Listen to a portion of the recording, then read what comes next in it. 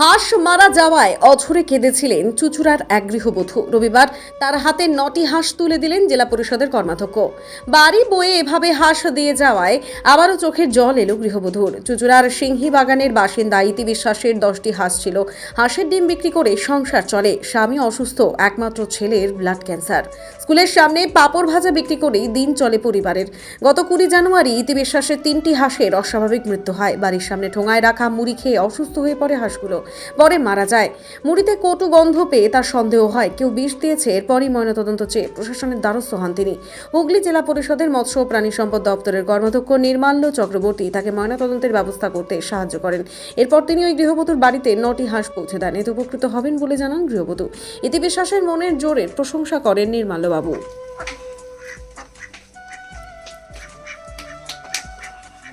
আমাদের তো ঘটনাটা ফিরিয়ে দেওয়ার মতো কোনো ক্ষমতা নেই।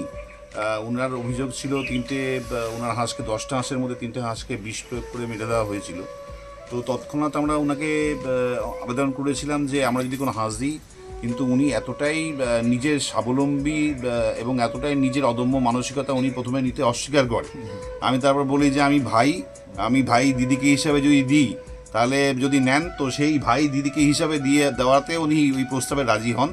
এবং আজকে আমরা সত্যিই খুব খুশি যে একটা এরকম পরিবার, যে পরিবার সত্যি একদম অর্থনৈতিকভাবে খুব কষ্টের মধ্যে আছে, এরকম উনি সেরকমভাবে লেখাপড়াও জানে না। আমি আগেও বলেছি উনি একটা দৃষ্টান্ত, যে যদি সত্যিকারের মানসিকতা রাখা যায় তাহলে অবশ্যই যে ল এবং জাস্টিস পাওয়া যায়, সেটা সত্যি ওনার থেকে শিক্ষণীয়।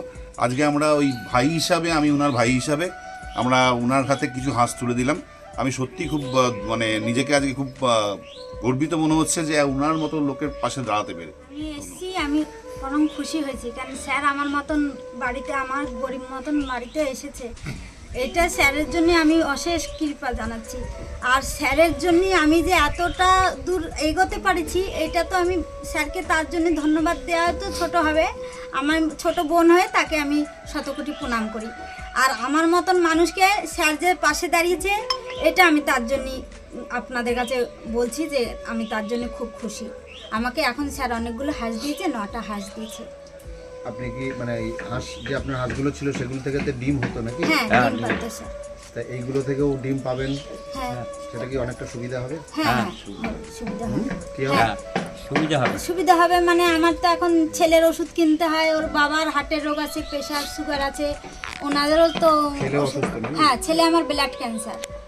ঠিক আছে, এখন ঠিক আছে, এখন একটু ঠিক আছে, কিন্তু ওর ওষুধ খাচ্ছে, আবার রিপোর্ট করতে হচ্ছে, চেক আপ করতে হচ্ছে, সবই করতে হচ্ছে আমার দিয়ে। ওই জন্যই এখন ওর পিছনে আমার এই দুজনের কিভাবে চলে সংসার। আমার এই স্কুলে আমি খাবার দাবার বিক্রি করি, বাচ্চাদের খাবার, পাঁপড়, ঝালমুড়ি, এই সমস্ত। যে হাঁসগুলো মারা গিয়েছিল তার রিপোর্ট পেয়েছে ময়নাতদন্ত? না, এখনো রিপোর্ট আসেনি। কিন্তু আপনার মনে হচ্ছে যে কেউ বিষ দিয়েছিল নাকি? না, বিষ দিয়েছে স্যার। আমার এই হাঁস ঘরের সামনে পুরো ঠোঙাতে করে মুড়ি দিয়ে রেখে দিয়েছিল। তারপরে আবার দুটো মারা গেল, পুরো সঙ্গে সঙ্গে 3টে একদিনে মরে গেল, তারপরে আবার 2টো পরে মারা গেছে। সেই 2টো আমরা তো তখন নেওয়া হয়নি, ওই 3টের সাথে সাথে নেওয়া হয়েছে। ওগুলো মাটি চাপা দিয়ে পরে জানতে পারেননি? না স্যার, জানতে পারিনি, এখনো রেখে দিয়েছে। আপনার নাম কি? আমার নাম ইতি বিশ্বাস। আপনার নাম কি? রাধাকান্ত বিশ্বাস।